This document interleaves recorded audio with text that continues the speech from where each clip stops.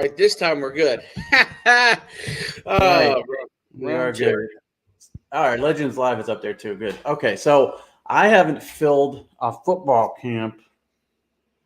Jeez. Well, no, it's only been a couple years. I used to fill the Rivals ones when we had the camp series, but really like to own, and we're talking about the Winterfest camp we're going to get to here in a second. But to own a camp, to like run it from scratch, A to Z, and be the person who gets, player one there and player 200 there and all that stuff. I haven't done that since VTO in 2010, maybe. So this is kind of interesting to me. See if I still got it. Myfootballcamps.com/winter is the link. You're going to change up a little bit of the dating and stuff. You could talk about that now, but we're shooting to get 200 kids there in Jersey, right? Yeah, we're shooting to get 200 kids. We're moving the date back 1 month just to give the guys another opportunity, really another month to get working because a lot of kids are just starting in their off season. So, but yeah, it's gonna be a huge opportunity. It's gonna be one of the first events, if not the first event on the in the Northeast, and it'll give prospects really an opportunity to be around you, and to be around me, and to really kind of get that exposure that they're looking for. And it's important, especially this is a younger group of guys. It's important for them to. We can't say this enough. Early and often, be out there, showcase yourself as much as you can. It's a new, we thought back in the speaking of 2010, right back when that was, I would say when we were all exploding in the camp space, and obviously you were exploding in the recruiting space, and that was really like what we call the boom time period, right? And events were real important then.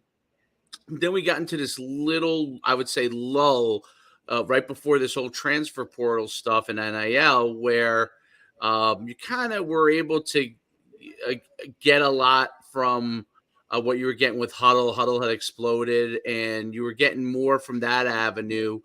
So the events were always still important, but there were other avenues. Now with the transfer portal and NIL and so much things shifting and scholarships coming and going, um, you need to be out there even more than you needed to be before back in 2010. So that's the world it is, and whether people like it or not, that's irrelevant. What it was relevant is that it's important to get in front of people that can evaluate and see what you can do. And it's different now too. It's like back then, it was very simple.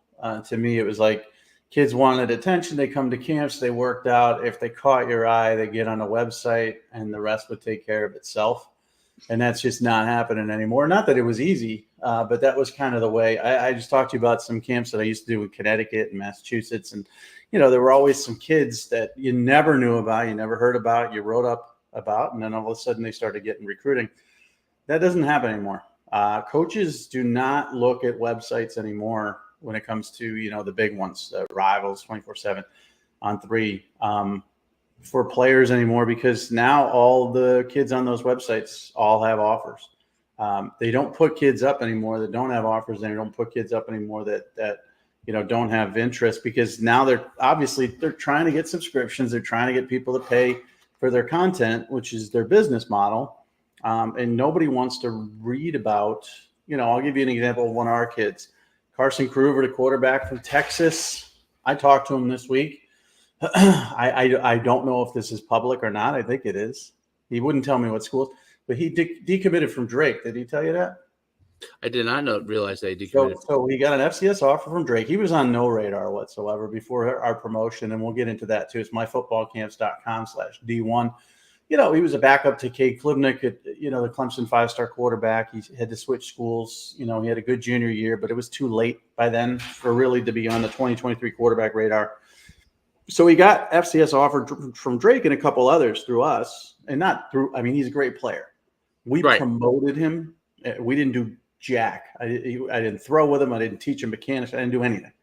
He's a talented kid, just nobody really knew how good he was and all that. So he got all the attention, got that. But now the early sign-in period's over. A lot of teams got sort of they got screwed on quarterbacks because some of the big schools, they swept in. And he didn't mention what schools are any, but it's FBS schools. Some of them are Power 5 schools that now need quarterbacks. And guess who they're calling? And guess who they're interested in? And he's going to have, at the worst, I believe, a preferred walk-on spot at a Power 5 or Group of 5 school. And at best, a scholarship offer from one of those. And that's kind of how it works now. But the point of this is I tried to get him a profile and get him a ranking on some of these other sites. Nobody would do it, And you think, well, Jesus, you were at Rivals for 24 years. I mean, you pretty much started the star rankings there. Why wouldn't they do that?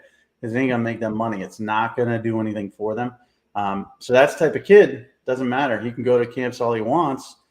It took the promotion combination. So this Winterfest I'm excited about because, kids are going to go there and we're going to talk about the ones that are good. But also it's going to give them an opportunity to talk to us about the promotion, where that's the next level. Camps, promotion, that combination of things, you can get Kruger status recruiting, and it takes a while and you have to be patient. Remember how panicky he was in the beginning. Our guy Hartman, Sam Hartman. Yep. Or Ben Hartman, sorry. I keep screwing up his name. Offensive lineman from Oregon, just announced preferred walk-on at Oregon State. Yep. That's what he wanted, man. It's not a scholarship offer. He got scholarship offers from smaller schools, D2, FCS. He wanted to play big time, and now he's going to be able to get that opportunity. And, of course, if he doesn't work out there, he's going to go into the portal. But now that he's a Power 5 kid, now everything can sort of work out for him. So patience is required. But these guys are putting into work. They're going to camps. Nobody's noticing them. So that's why I think this camp's kind of interesting to me. We're going to find kids, and then we're going to offer them the opportunity to get promoted as well and take their recruiting to the next spot. Well, I think that's a big part of it. So we have the All-American game that I'm running coming up. It starts tomorrow, the practices. And we always say that's been like a gigantic sleeper fest where a lot of kids have come out of that people didn't know about. Even back in the day when we first started, I mean, the original impetus was the All-American game with Johnny Manziel and Mariota. And there are a few other All-Star games that were bigger, but those guys were 3 stars, but not like, they ended up being Heisman Trophy winners, long and short of it, right? But they were not going to be in the Army All-American game at the time or the Under Armour game, right? They played in that game, had that opportunity. But the bigger part of it is this: Coach Manis will be down there all week, who works with us on our D1 promo program, and Coach Manis will be talking to the athletes about recruiting and about taking the promotion to the next level, which I think is. Now for the seniors, we're not taking 2023s, unless there's like a special situation. But for those underclassmen that'll be there, it's a huge opportunity for them to be able to.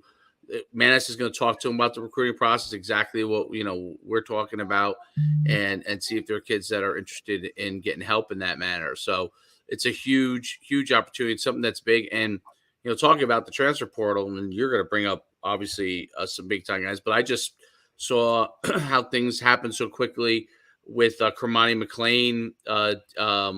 Said he's not going to sign with Miami, and there's rumor that he could be going to Colorado. And then you got Jimmy Horn Jr. is a transfer. So Cormani McClain's high school, but Jimmy Horn Jr. is in college as a transfer who's I think is going to go to Colorado now, right? Yep. So those are instances of how fast it can flip, and where coaches get into different places, and Deion Sanders obviously is shaking it up from a recruiting standpoint, but that means that there's another opportunity now at Miami, right? And so on and so forth, right? That's how it all works. There's another opportunity now at where Jimmy Horn Jr. was looking previous to that. I think he was talking to Houston also or something. Yeah. So, those are, and you're going to talk about DJ. So, and what happened there? Never stops. Never stop. It's always, moving parts, and the moving parts are always interest me. So Matt Rule, as you know, is an East Coast guy, Pennsylvania guy, coached at Temple, then went to Baylor, went to Carolina. Now he's at Nebraska, but he's spot recruiting back in the East Coast.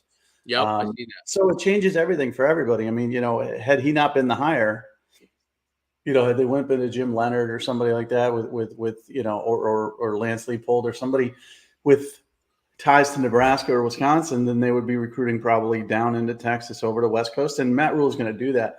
But now there's an opportunity for, kids on the East Coast to get an extra look at Nebraska. And it's funny because the quarterback that was committed to Nebraska prior to that was from Springfield, Massachusetts, which is a place that never produces talent ever. It's not like they're not good players, just nobody recruits that area. And he ended up at Virginia Tech. So everything sort of flips and changes. Did Rule want him? I don't know. Did he have a chance to talk to him before he decommitted? But it's moving so fast with everything, and it doesn't stop. And this is what I love about it. I hate the portal, how fast it moves at times. But now that Christmas is over, it's going to move at a pace where I can follow it and really handle it and not go crazy. And Mark Pashanik, my portal guy, can not go crazy, because now it's going to go trickle through the spring, and then you got the 15-day window after the spring where then you got the freshmen enrolling, and then you got the freshmen that are going to show up on campus in June and be like, this isn't what I wanted, and they're going to hit the portal, and there's going to be opportunities for schools there to have openings of their roster, and then after the fall camp, kids are going to be like, well, I was promised a starting job, I'm out of here. I mean, freshmen are going to be jumping in the portal, so there's a lot of opportunities out there for kids. And sometimes you're well unknown. McCrae Moore, the portal kid we got from Idaho, okay, faster than hell. I mean, if you look at his film, I just put him up again on the Farrell portal feed today. 10 500 meter, but nobody knows who he is. No one's ever heard of him. He went to high school in Idaho. He transferred, I believe, from Idaho State to Idaho, or I don't, just lost in the shuffle. Nobody knows about him. But with the promotion, now people are starting to understand who he is. And I had a few people just comment, wow, that kid's fast. Just, coaches here and there. I'm not, like I said, we don't talk to coaches on your behalf. We don't do this. We put your stuff up. If they like it, they're gonna comment on it and look at it. So DJ Uwangalele, as you mentioned, he's going to Oregon State. There was rumors he was going to Hawaii. This is a 5-star kid who went to Clemson, didn't have the success everybody expected him to have. Clemson didn't make the playoff the last 2 years. Kate Klubnik, who I just mentioned, was ahead of Carson Kruger in high school, sort of blocked his recruiting a bit. He's the starter now because they want to give him a chance. DJ goes to Oregon State. Well, guess what's happening at Oregon State now? You might have a quarterback jump in the portal because now you brought in a quarterback. And it's like this with every position. And if you're not getting extra attention, if you're not taking the effort to be noticed, then you're just going to get passed by. And that's the sad part of life. I talk to kids and parents through DM all the time. And I mentioned them. One kid got angry at me this week. He's like, you're charging me money for promotion? What about all these other kids that you're tweeting out their offers and stuff? I go, they got offers, man. They don't need promotion. They got offers. People know about them. People don't know about you. This was a D2 kid, right? Talented. He's like, well, I shouldn't be punished because nobody knows about me. I go, that's the world, man. That's life. And you're not being punished. It's they are. See, here's the difference. So kids who are, there's different echelons. This is not communism. Okay. There are different echelons where people are in. People who already have the offers or already have the opportunity to commit, they command what they command, right? And then that's their market value. That's why and someone who's wants to get recruited better get used to it, because you're going to be playing alongside someone, especially if you go to Division I. He might be making $100,000 a year, and you might be making $0 or $5,000 or $10,000, right? So you better get used to there being different tiers among things. It doesn't mean that you're in the end going to be the worst player. There's the end game. Anyone can be the better player, but it means that you just got to get used to it, and you got to keep working. And there are different avenues that you're going to have to explore that some people don't. Anyone who has multiple offers right away, has the ability to commit somewhere right away, they may have utilized that process early on. A lot of them do at younger ages. It may not be through us, but it's through some capacity that they're promoting. And You didn't do any of that, okay? And then you're in that situation. You have to be able to take advantage of the opportunity. And if you don't, then that's the way it shakes out. Look, there's a reason why certain players are at certain places, and there are a reason, and some of it has to do with their ability, and some of it has to do with they played in a place that doesn't get a lot of recruited often. And these are the realities of the world where here's the opportunity to equal the playing field, right? That's where we're able to give you a chance to equal the playing field. Let's say, and I'll use New Jersey as an example. Let's say someone plays at Don Bosco or Bergen Catholic, right? There's a certain amount of coaches coming in there. Now, if you're the top tier player from Bergen Catholic, you probably have multiple offers there. But you could be a Division I guy even at Bergen Catholic.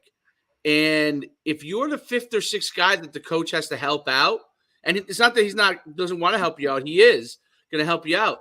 But I've done this. I'm a high school coach. I've had this happen. I've had multiple Division I guys, okay, at a time. And I've said, hey, this kid right here is Division I. He's a 6'8" lineman. Okay, they're going to recruit him. But I also have this kid right here who's a 6'2", 205 linebacker. And they're like, okay, yeah, we'll look at it.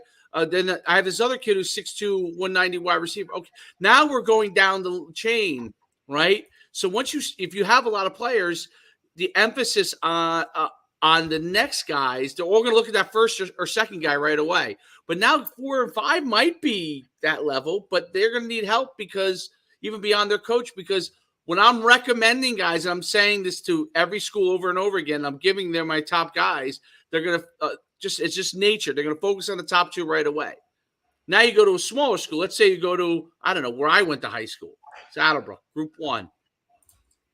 The only reason I got recruited, and this is the old days, and it's still the same way, other coaches recommended me. No one was coming to my high school. Right. Other coaches, this is the old days, right? Other coaches were like, listen, you should go over to this high school. This kid can play.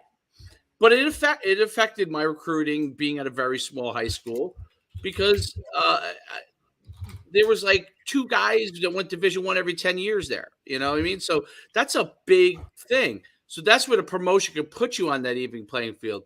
Where Carson Kruger, who was behind Cade Klubnik, who went to Clemson, didn't get the opportunity, finally gets the opportunity, explodes. Well, he would have done that probably in relative obscurity, but this promo helped the process. It's not the only thing you have to do. That's the other thing I want to emphasize. If you just make it the only thing, you're not helping yourself. These are all complementary things that can really boost you. And we're glad to tell you the other things you need to do because there are other things you need to do. You can't just kind of do it in a vacuum. Well, you're paying to join a team is what you're doing, and people don't understand that and they probably don't trust it or whatever. For the transfer portal, it's $300 till you find the home you're looking for. And again, that doesn't mean if your goal is Alabama, you don't get Alabama, we're going to promote you forever. That's just not how life works. It's until you find a home. It could be a walk-on home. It could be a partial scholarship home, or it could be a full scholarship home, whatever. $300, but it's to join a team. The 6-month promo for high school players is $1,000, but that's to join a team. And again, if this kid came back to me and he said, you know what, I think I'm going to do it. I was a little bit off put that it costs money, but nothing in life is for free, which I told him. I said, listen, nothing's free in life, man. I'm sorry. If my engine blows on my car, I'm not going to go to like freaking the mechanic and say, well, my engine blew on my car. Can you fix it for free? No, that's life. I have to pay for that. And I hope that I find a good mechanic who's going to really take the time and not screw me over and say, well, you need this, and the other. It's going to cost $18 billion. There's a chance I might find that guy who screws me over, but I'm going to have to pay because that's what people do. And that's the way it works. So, if this kid comes back and says, listen, I want it, we're going to do whatever we can for him. We're going to give him advice. We're going to say, hey, listen, I would think you should do this. I think you should do this. I'm not going to contact schools on his behalf because that's honestly, to me, the places that do that, first of all, I don't think they contact the schools. Secondly, I think if they do, they just send an email and they feel good about it. And thirdly, your credibility is the most important thing in the world. I'm not going to contact, Jeff Hafley up at BC, who I've known for, 15 years. since he was a GA and say, man, you got to go on this kid when I don't think that kid is BC worthy. Because then he's going to be like, well, I'm not going to listen to you for any other kid you bring me. But we're also going to give you advice and tell you what to do and this, that, and the other. And we're also going to go above and beyond. I mean, I did a few videos today of kids that have run out of our 6-month program. They did that. We did our 6 promos for them. I honestly did like 8 for a couple of them. And I'm still putting out their stuff. Why not? It doesn't, the initial work of evaluating the film and putting the video together and all that stuff, that's what takes the time. To put it out again, it doesn't cost me anything. It really doesn't take a ton of my time. It takes a little bit, but not much. But I'm going to go the extra mile for them. And I want TK George, the defensive tackle who I put out today, I want the White Rhino to find a home. Because if he finds a home, it's good for us too. Because then we could say, hey, look, this kid ended up in Maryland, whether it's scholarship, partial, walk-on, whatever, that speaks to the promotion and how successful it could be. So you can get there. And this is the other thing too. FCS is not bad. Anybody who watched the Rams game against the freaking horrible Denver Broncos yesterday saw a guy named Kobe Durant. Kobe Durant, you probably never heard of before in your freaking life. He had 2 picks, including a pick 6. He's from Lamar, South Carolina. He gave up on high school. He gave up on college football. Didn't get any offers. Some guy at South Carolina State saw him and said, hey, we'll give you a shot here. Partial FCS scholarship. He goes there, becomes a all MEAC performer, gets drafted in the 4th round. Now he's a starting cornerback in the NFL, and he's a future star. But he gave up, and he landed at FCS, and now look at him. Anything can happen. So you have to understand that we're not here to fulfill your dreams and get you that Power 5 scholarship. We're here to find you a place and a home and then let you go from there. And I hope Hartman goes to Oregon State and outworks everybody. And I hope he ends up as a starter. And I hope he ends up an NFL player, because I can look back in 5 years and say that guy on that NFL roster, and we see a billion of them. You look at any NFL game and they introduce themselves. It's like, such and such from Alabama, such and such from Kennesaw State. There's half of them come from nowhere as come from big programs. And I like bragging on those guys if we can find them. Yeah, Adam Thielen, Cooper Kupp. I mean, you could go down the list of guys. I mean, look, even Hunter Renfrow, when he went to Clemson, he was a walk-on at Clemson. He I remember seeing him. He played in our All-American game. We thought, wow, we thought at the time this was Braxton Berrios light, right? And different build and everything. But he could have went FCS. He could have went FCS. He had the opportunity to do that. Yeah. So it wasn't like he didn't have offers there. But he wanted to go on the big stage, and he went to Clemson. And the rest of history gone in the NFL. I mean, these stories are all over the place. There was a time period where if you were a walk-on, you kind of were stuck. It's not that. I mean, this is where I guess you could argue this is where the transfer portal and NIL, as much as it's taken away some opportunities in some areas, it's created new opportunities too. You need these guys who are walk-on guys who say, I don't want to play at FCS. I have an offer, but I'll walk on to your Division I school, because a lot of those guys get opportunities to play because one guy leaves, a backup leaves, for example. Now I'm the backup. Now the starter gets hurt, and I'm in the game. Yep. And there's different routes. Justin Jefferson had academic problems. I'm looking at the NFL receiving leaders. He had academic problems. He was a two-star. Now, again, talent-wise, he wasn't a 2, but his academics were so bad. Somehow LSU got him in, and they turned into a great player. And now he's the best receiver in the NFL, arguably. Tyreek Hill had to go JUCO route. Stephon Diggs, he decided to go to Maryland when he had all these other bigger offers because he wanted to stay close to his mom. A.J. Brown, Ole Miss, heavily recruited, Under Armour All-American game. Devontae Adams, 2-star. Travis Kelce, 2-star. Was a quarterback out of high school, and things didn't work out. On and on you go, and you see these kids that are successful that really didn't have a whole lot going for them. And it's the skill positions are the worst example of it. It's the linemen. It's the linebackers. It's the guys you see. Have you ever heard of Foyosade Oluokun? No. Okay, he's the leading tackler in the NFL. and he went to college at Yale. That's Ivy League. Smart kid, but nobody wanted him. Nobody wanted him. You know, So it's funny. it's just I remember seeing him when I was an agent. We were at the Harvard Yale game. We were looking at a Harvard player, and all I remember, he was a sophomore, freshman at the time, and there was a kid that was him, who was built and making all these plays, and I was like, now we ended up moving on, not ever like that guy. One day, someone's gonna take him. Maybe there might be something there. I just remember thinking that at the game. And it's funny because you say the name now. I don't know the name, but when you said Yale, I remember that part of seeing him. And only thing we thought, me and my partner at the time, were like, that kid really is good. You don't know though. You still don't know because he plays at Yale. But we were like, we're looking at this defensive end from Harvard, and then this kid Tyler Varga, who you might remember from Canada, who I think was in a camp for like a day, So, but like, it's interesting because that guy, until we were watching, we're just like, this kid does look like he's got enough size. It's just, I don't know. He's at Yale. Will he get there? We didn't know, but that's the guy. You don't know. I mean, Matthew Judon is the second leading sack, guy in the NFL, and he came from Grand Valley State. Khalil Mack, potential Pro Bowler. He went to Buffalo. Nobody wanted him. So on and on. So what you make of it is your own. It's not the destination. It's where you land and how much you make of it there. So, but if you do need help. Well, I'll tell you one other thing that's interesting, because I just thought of this with Tyler Varga, right? Tyler Varga, who was from Canada, who had played in once a bunch of our events, and I think he played an All-Star game too. But he went to Yale, and we're looking at him. But what's interesting is one reason why he went to Yale. You know what he does now for a living? And this is obviously ultimately one of the important things about being able to get your opportunity, whatever it is you play. He is now a surgeon.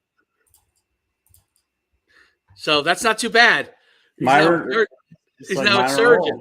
Remember Myron Roll? You remember Myron Roll? Yeah, Myron of course. Roll was a brain surgeon. I mean, different paths to success. It's funny. Right. I was distracted there for a second because I just got a DM from Lance Leopold at Kansas, who I just mentioned earlier. Is a guy who might have been a fit for Wisconsin or Nebraska or whatever. Right. And he just asked me, like everybody does. It's always the belated Merry Christmas. Mm-hmm. How you doing? You don't care. Nobody cares. Are you keeping track of portal entries by school and FBS by chance again this year? Everybody wants something. And guess what? I'm going to tell Lance, I have a live Google Doc that you can pay for to have access to. Lance doesn't get things for free. Players don't get things for free. Nobody gets anything for free. It's life. But Lance will take advantage of the opportunity. Oh, Lance will pay for it. Well, that's my point. See, Lance, as a head coach and a guy who's been around and is obviously as successful as he is, will say, hey, you know what? I'm willing to pay for an opportunity. And that's the big thing, that it's harder for 19 and 21-year-olds and 18-year-olds to understand that, especially if they're going to parents. This is not a knock on their parents, but they may not have been down that path themselves, right? So that's hard when everybody around you doesn't really understand how that path works and what they need to do. And then they might be giving you advice. And now you have two guys like us who obviously understand how it is, but we're giving advice. But obviously, there's a financial exchange between our services and what.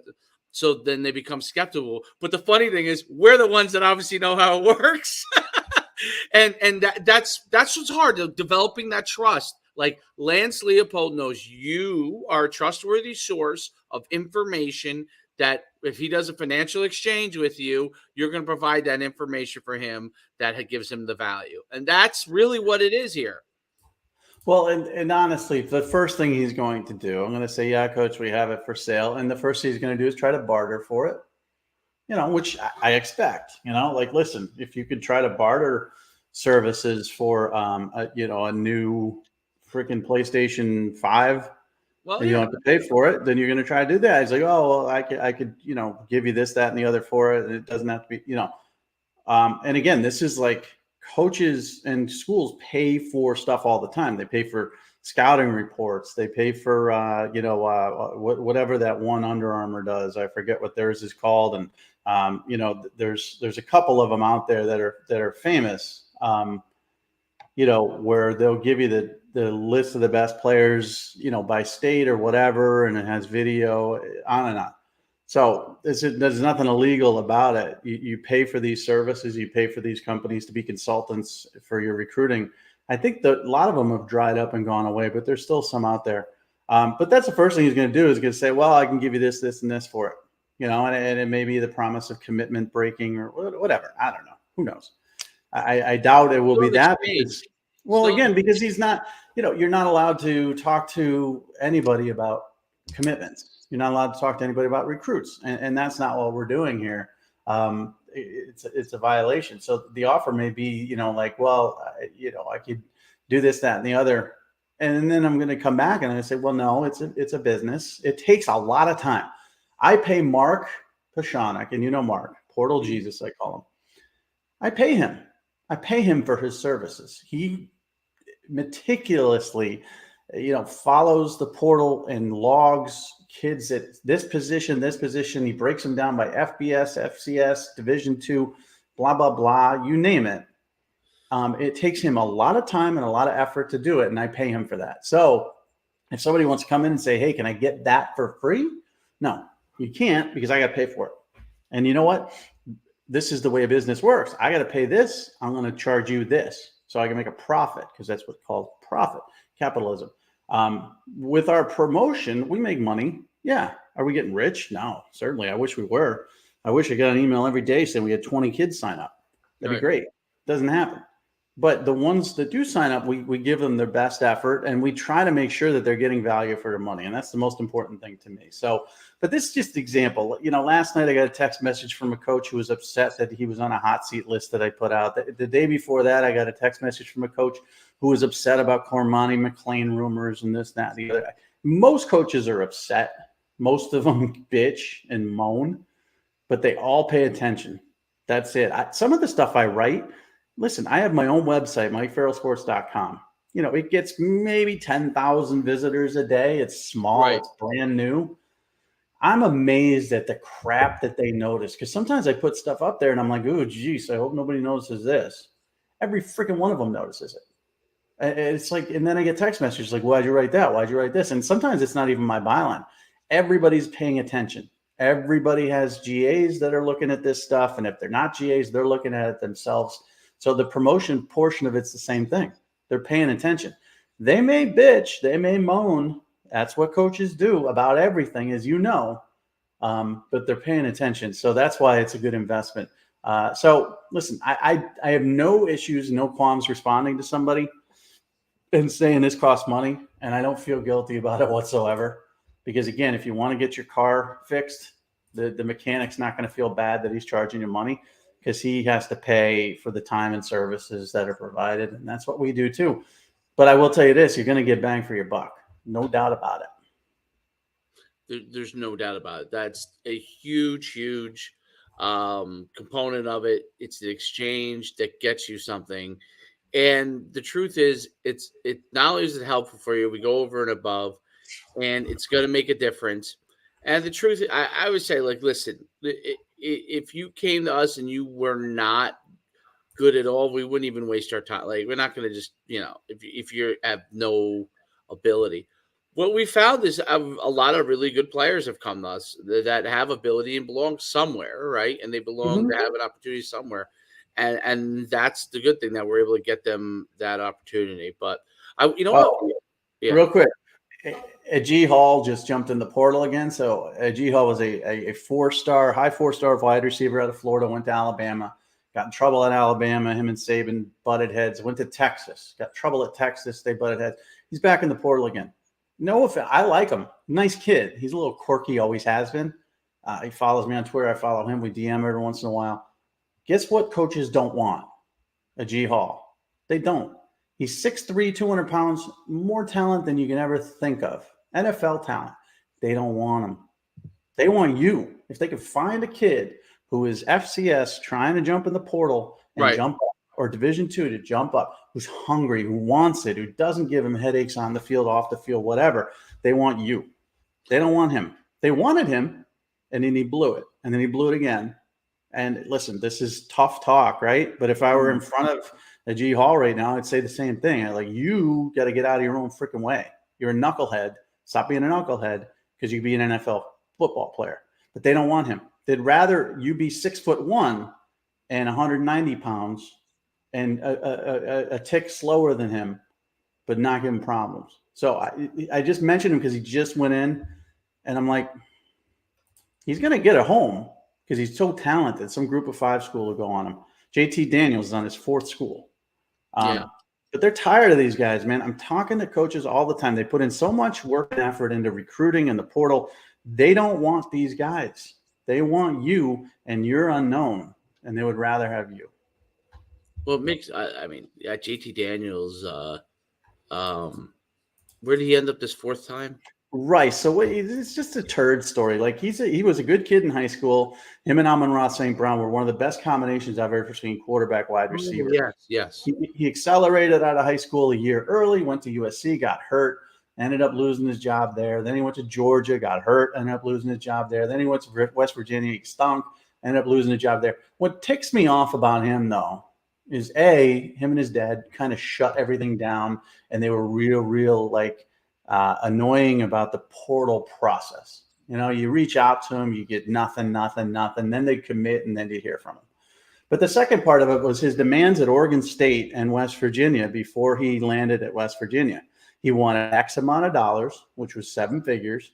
He wanted a house. He wanted this, that, and the other, everything down to like a freaking Apple TV subscription. It was ridiculous what I saw. Really? Yeah. And he got it at West Virginia. He turned down almost like, I think, a slightly similar offer at Oregon State. And then he sucked. And he's taking the money. He's going to Rice. Those type of kids, coaches learn their lessons eventually.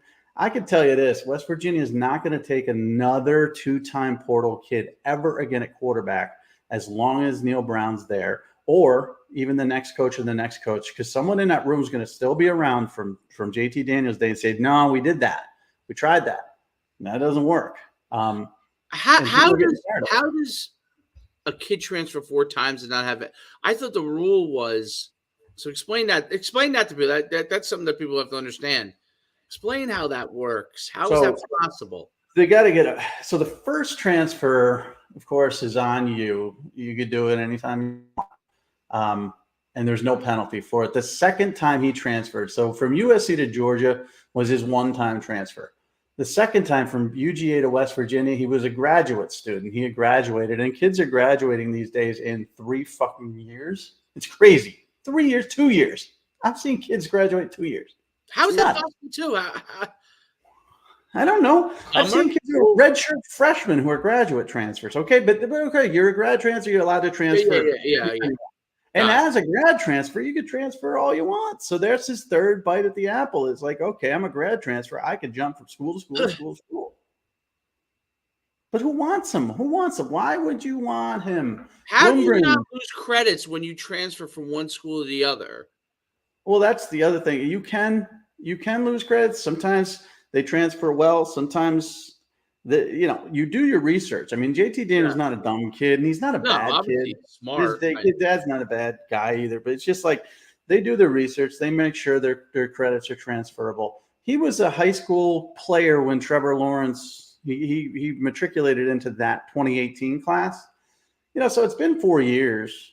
So I could see how he is graduate. But when he graduated from UGA to transfer to West Virginia, I was a little surprised because 2018 was his recruiting year. So that means he was a freshman in 2018, 2019, 2 years in, 2020, 3 years in. He got his degree after 3 years, and he probably did a bunch of summer courses and accelerated classes and stuff like that. Yeah. That's what everybody's doing now, though. All these kids are now grad transfers after 3 years. I don't know if school's getting easier or if COVID changed it where you could take all your courses online now. Right, because you could just bundle up. You could just bundle the classes. Yeah. Well, you don't have to go physically to class, so you could take probably 15 credits in the summer, whereas before you could take like 6.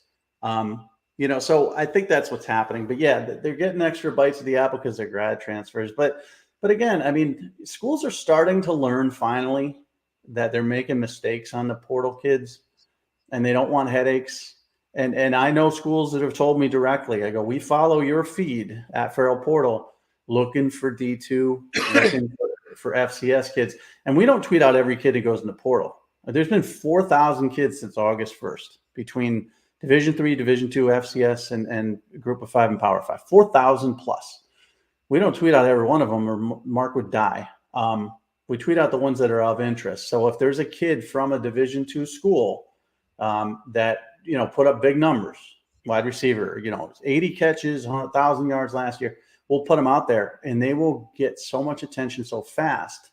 But if you're not that kid, if you don't have the big statistics and no one's ever heard of you, and you're not on our radar to put you on that portal feed, like the kid who yelled at me the other day, you got to pay, and then we'll do it. And this is an infant. We're in the infancy of this business, high school and portal, you and I. And eventually people are going to really realize that they should have made that investment, and then they're playing nowhere, and they're probably going to tell somebody what happened, and that person's going to learn from their lessons. So it's going to be a lot of hard lessons here that people are going to have to deal with in not signing up for the promo, but that's nothing we can do about that either. Yeah, and you can see below, we have it scrolling. This is the high school promo, myfootballcamps.com/D1. The college one for the transfers, myfootballcamps.com/D1-transfer. Those links can't be much easier. If you can't remember myfootballcamps.com/D1, there's probably not a lot of things you can remember. Wow, people forget it. I had over Christmas holidays, because now it's really starting to get busy, with people interested in promotion. And again, they don't want to pay for it. I get it. But now I'm starting to get a ton of 2024, 25. Season's over. Film has been cut. I'm getting a ton of DMs that are to my requested DMs, because I don't follow them. So my DMs are open, but I have to go to the requested DM. And I hit them back and I tell them, we have a paid promotion program, and they usually respond and they ask what packages are available. And then I'll lay it out for them, because I will not send them to the links directly, because they don't look at it. They don't want to read. So I dumb it down and I say, well, it's $200 for the one time, $1,000 for the 6 months. Most people take the 6 month because that's smarter, especially you, son or parent of a son who's 2026. You probably need the 6 month, blah, blah, blah. And then they hem and haw. And then I have to sort of not sell it. I'm not selling them. But they're like, well, what do I get for this, and this? And I tell them.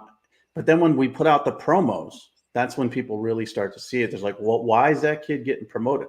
Why do I keep seeing TK George? And why do I keep seeing, Criswell or some of these other guys that I put out today? Why are those guys getting promotion? They sign up for the promotion package and they're getting it. You're not going to get it unless you pay for it. And that's just the way life is. So it's a constant, there's a lot of lack of trust out there, because so many people have screwed people over in this industry. And we're just going to have to push through that lack of trust. Absolutely. Well, this will be. But I got a hard out in 4 minutes. So yeah, we're going to let you run here in a second. And I think the big thing will be after the new year too. Once we get through the holidays, people have spent their money in a lot of gifts that people won't use, and then and then they'll come back around to something that they can use. Before you go, who so far in the transfer portal has been like the big winners, and who has really struggled? So Michigan's been great. They did a lot of work in the trenches, which I think is very important. The fat kids, as I call them, are the hardest kids to find. Offensive lineman, defensive lineman. Florida State's done great. LSU's done very well. Colorado just picked up, Travis Hunter, of course, as expected, but some other kids. So they're rising. Oregon's done well. Kenny Dillingham at Arizona State, new coach, he's done well. The ones that aren't doing well, I think you just sort of hear the frustration of the fan bases. Ohio State, fans want them to get a couple of these big time transfers, and they haven't got one yet. Clemson fans are always frustrated because Dabo doesn't like the portal.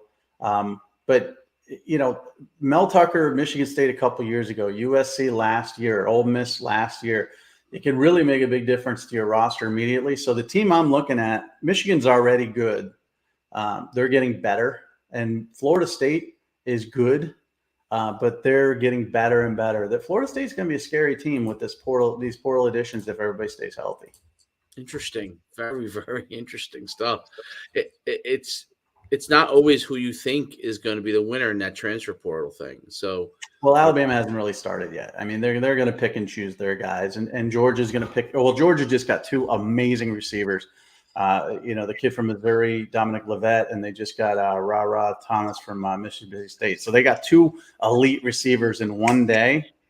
But I don't even count that as successful because they're Alabama and Georgia. They can get who they want in the portal. It's the teams that are trying to get to that Alabama Georgia level that impress me, and that's what Florida State's done.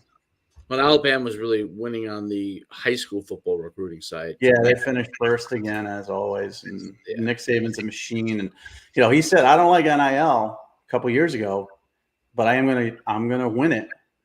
I don't like it, but I'm gonna win it, and he did. He won it.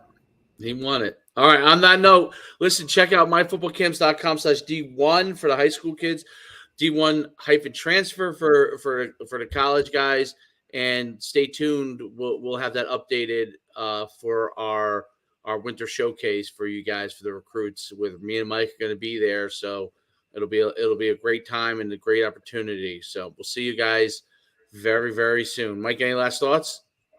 No last thoughts. Just got another, Christmas. I'm glad it's over. It's just crazy. Just a lot, Well, at least you don't. You're not like me. I give my son everything he could ever want, and then more, and that's probably bad. I would do the same thing. If I had a kid, I would do the same thing. I think that's Christmas is for kids. So yes, your son should get all that stuff, and you should get the joy of watching him get all that stuff. And 15 years from now, when he's in therapy bitching about you as a dad, you can just remind him of all the stuff you got him. Oh, I never got anything for Christmas. My dad didn't care. Well, okay. I took pictures of everything you got, and it was a freaking ton. So shut up. That's what I would do with my kid. No. We'll see you guys next time.